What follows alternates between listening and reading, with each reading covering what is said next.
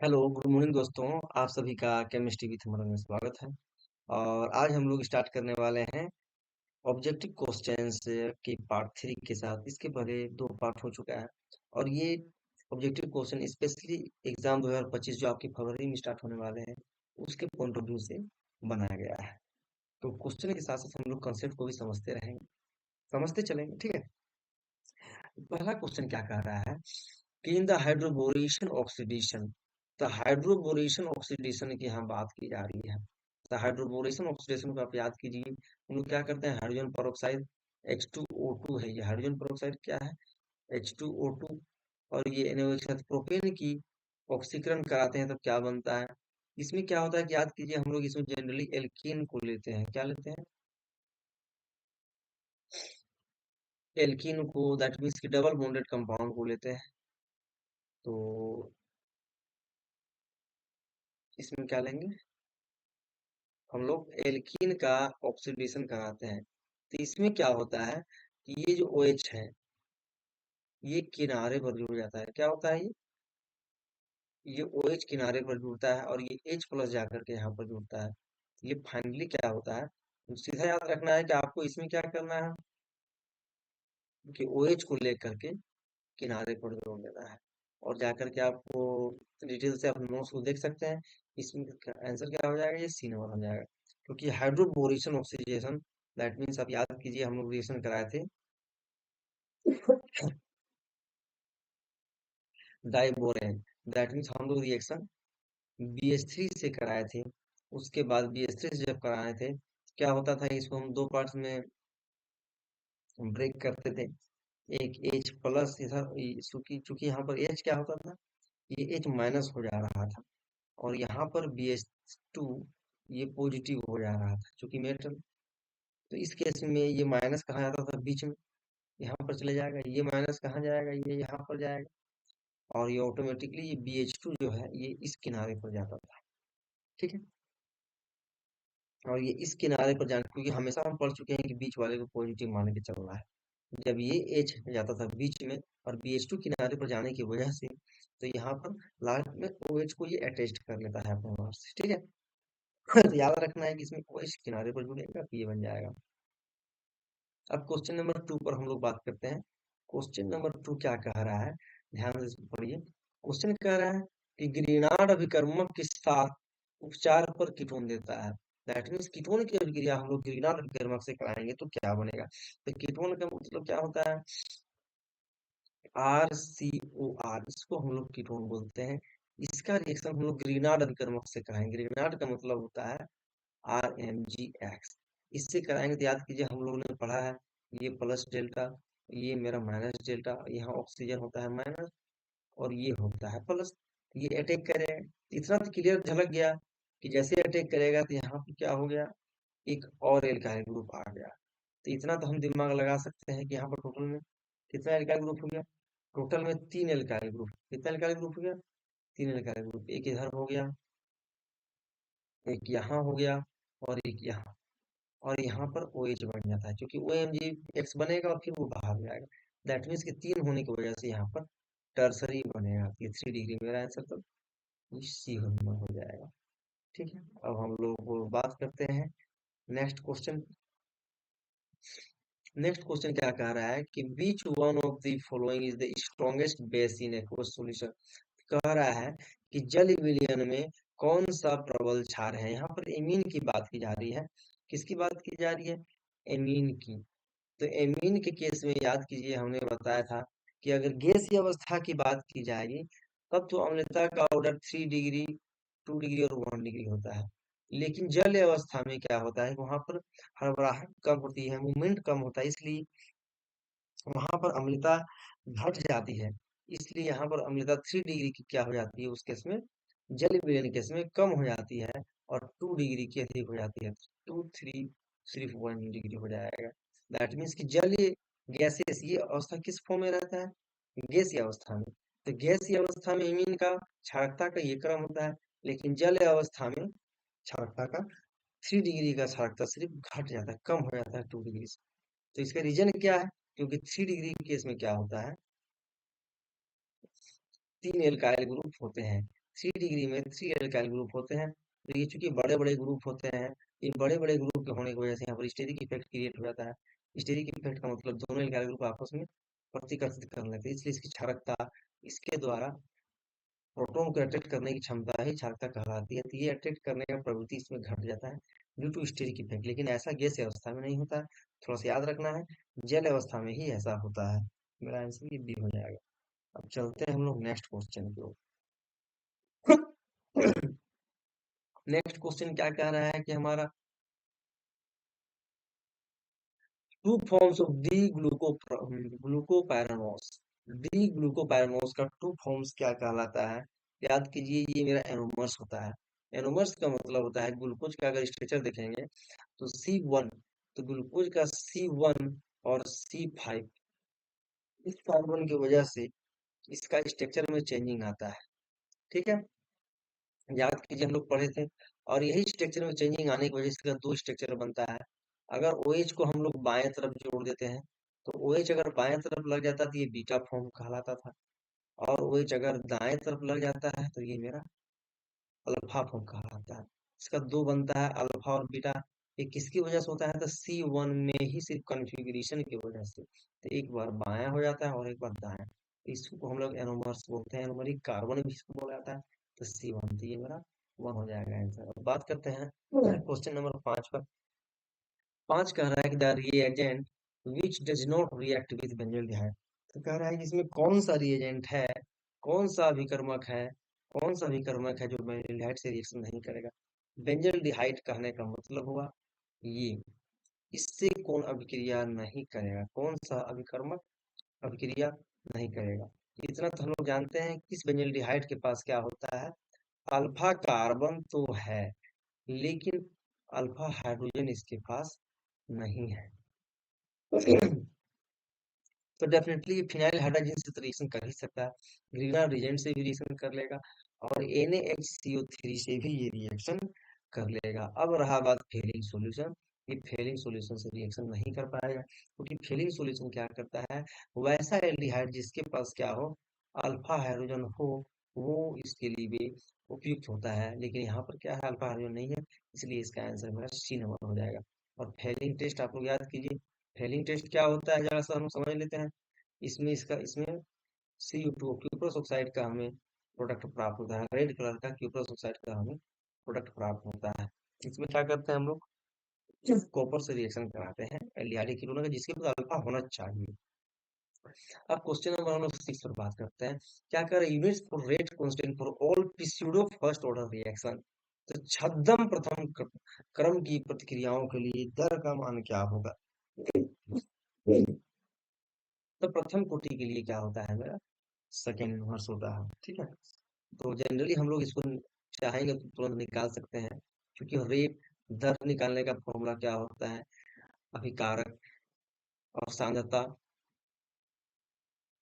क्या लेते हैं, किसी भी अभिक्रिया का रेट जो होता है उसी के कंसंट्रेशन के प्रोपोर्शनल होता है, किसके, और कंसंट्रेशन पर पावर कुछ नहीं तो n होता है। तो हम लोग अगर भूल गए हैं तो निकाल सकते हैं, क्योंकि रेट रेट का मतलब होता है मोल पर लीटर और पर सेकेंड, और यहाँ पर के हो गया। सांद्रता का मतलब होता है क्या, मोल पर लीटर, ये मेरा सांद्रता। तो मोल पर लीटर यहाँ मैच कर रहा है। यहाँ से फाइनली हम के इक्वल टू क्या लिख सकते हैं,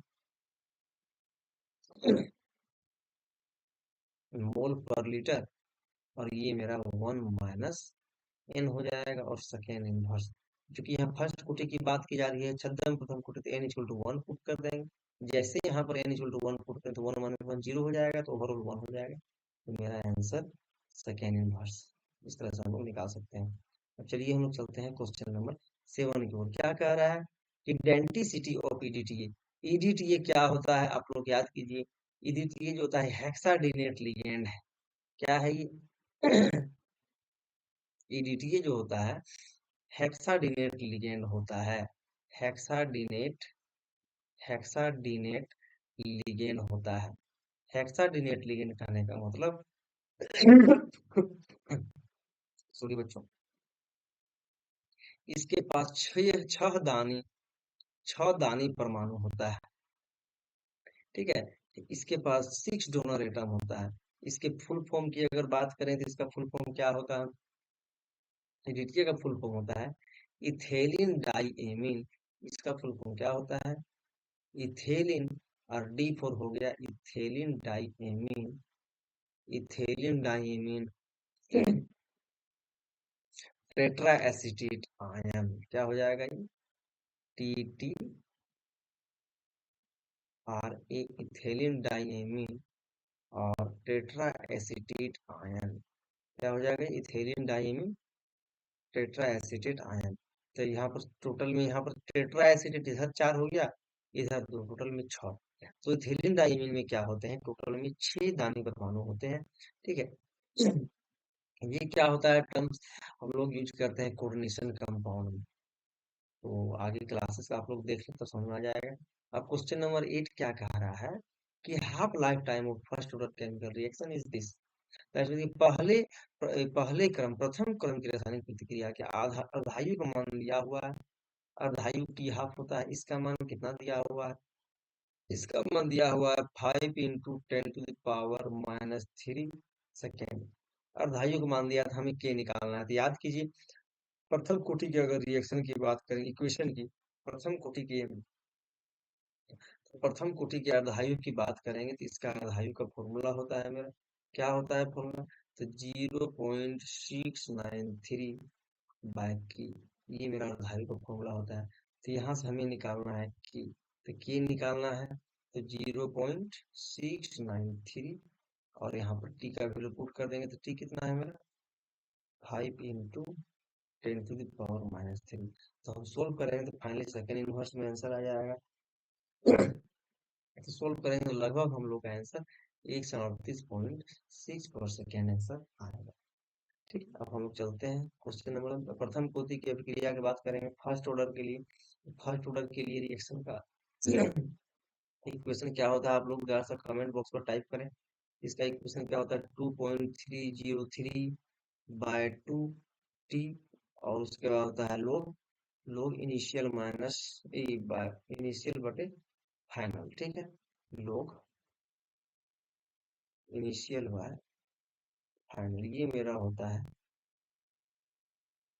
प्रथम कोटि का इक्वेशन। ठीक है, इससे हम लोग हाफ लाइफ टाइम, और ये प्रथम कोटि की क्रिया की बात करेंगे, हाफ लाइफ टाइम जो होता है इनिशियल कंसंट्रेशन पर डिपेंड नहीं करता है, इसलिए हाफ लाइफ टाइम और कंसंट्रेशन के बीच में अगर ग्राफ खींचा जाए तो इस तरह होता है, क्योंकि इस तरह से ग्राफ होने का मतलब है कि ये डिपेंड करता ही नहीं है। तो अब हम लोग चलते हैं क्वेश्चन नंबर 9 की ओर। क्वेश्चन नंबर 9 क्या कह रहा है कि निम्नलिखित अभिक्रिया में Cr2O7, ठीक है, तो आप लोग को यहाँ ध्यान समझना है, ये मेरा Cr2O7 होता है, इस पर -2 चार्ज होता है। सॉरी बच्चों, थोड़ा सा एक बार इसको हम लोग रिफ्रेश कर लेते हैं।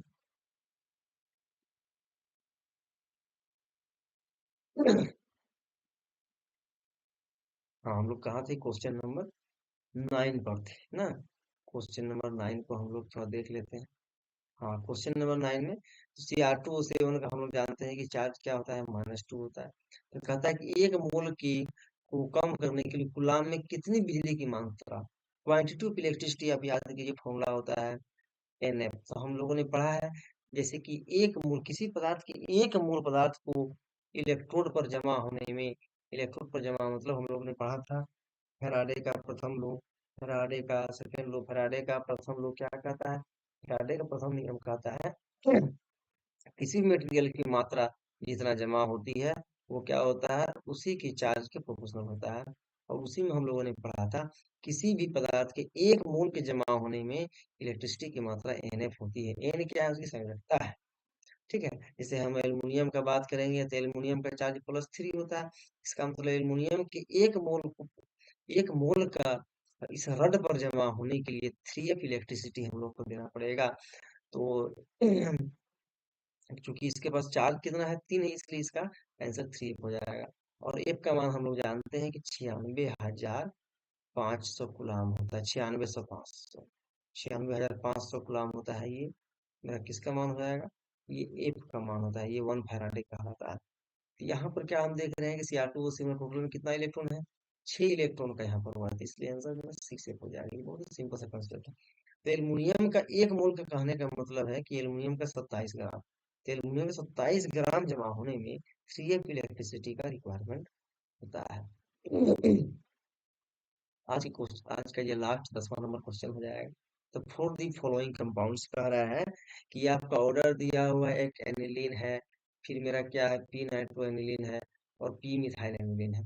तो कह रहा है कि निम्नलिखित यौगिकों के लिए आपको बेसिक स्ट्रेंथ क्षारकता का सही क्रम क्या होगा, बेसिक ताकत का बढ़ने का सही क्रम क्या होगा। बेसिटी का मतलब हम लोग जानते हैं किसी इस एक्स्ट्रा पेयर की वजह से किसी प्रोटॉन को अपनी ओर खींचने की प्रवृत्ति ही क्षारकता कहलाती है। तो यहाँ पर क्षारकता की बात की जा रही है, और हम लोगों ने पढ़ा है कि किसी इलेक्ट्रॉन, जितना इसके पास इलेक्ट्रॉन रहेगा उसकी क्षारकता उतनी बढ़ती जाएगी।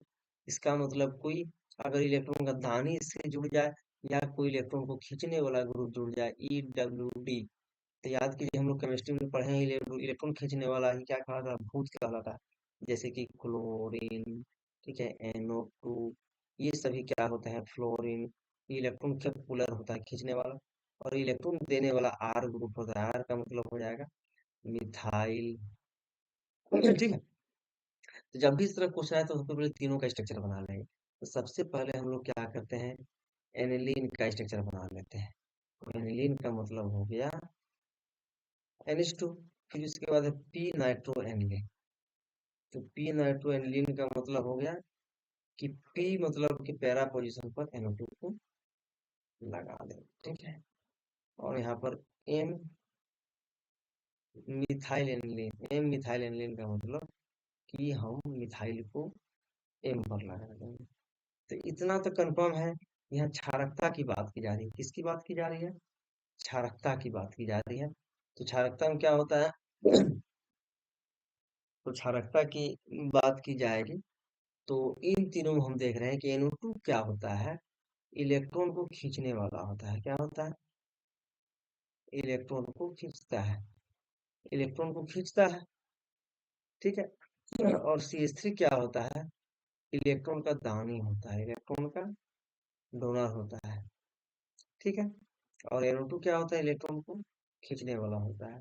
तो इलेक्ट्रॉन की खींचने वाले की वजह से, इलेक्ट्रॉन की खींचने वाले की वजह से यहाँ पर क्या होगा, इसकी क्षारकता सबसे अधिक हो जाएगी। और यहाँ पर दैट मीन सबसे अधिक 2 की होगी, तो दैट यहाँ सिंपल सा आंसर दिख रहा है कि ये पी नंबर होगा। और सबसे कम तीसरा नंबर की हो जाएगी, क्या कि यहाँ पर इलेक्ट्रॉन दे रहा है। इलेक्ट्रॉन डेंसिटी अगर हम लोग क्या करते हैं, इलेक्ट्रॉन को देने वाला ग्रुप होगा, ये बेसिटी को घटा देता है, और इलेक्ट्रॉन खींचने वाला बेसिटी को बढ़ा देता है। तो इलेक्ट्रॉन डेंसिटी अगर बढ़ेगा तो क्षारकता क्या होती है, घटती है। और इलेक्ट्रॉन डेंसिटी अगर मेरा घटेगा तो क्षारकता को बढ़ा देता है। वो सिर्फ वैरियन रिंग वाले के केस में ऐसा होता है, ऐसा सिर्फ रिंग के केस में ही होता है, आपको याद रखना है, ठीक है। तो आज के सेशन में हम लोग इतना ही क्वेश्चन करते हैं, और नेक्स्ट पार्ट 4 का आप लोग इंतजार करें। पार्ट 4 में और हम लोग बहुत ही अच्छे अच्छे क्वेश्चन को करेंगे, ठीक है। इसके पहले आपका पार्ट 1 और पार्ट 2 हो चुका है, उसमें भी मैंने महत्वपूर्ण क्वेश्चन को डिस्कस किया है। आप लोग जा करके देखें, सिर्फ क्वेश्चन करने से नहीं, क्वेश्चन के साथ साथ हम लोग कॉन्सेप्ट भी रिवाइज होते जा रहा है, ठीक है। मिलते हैं नेक्स्ट क्लास में।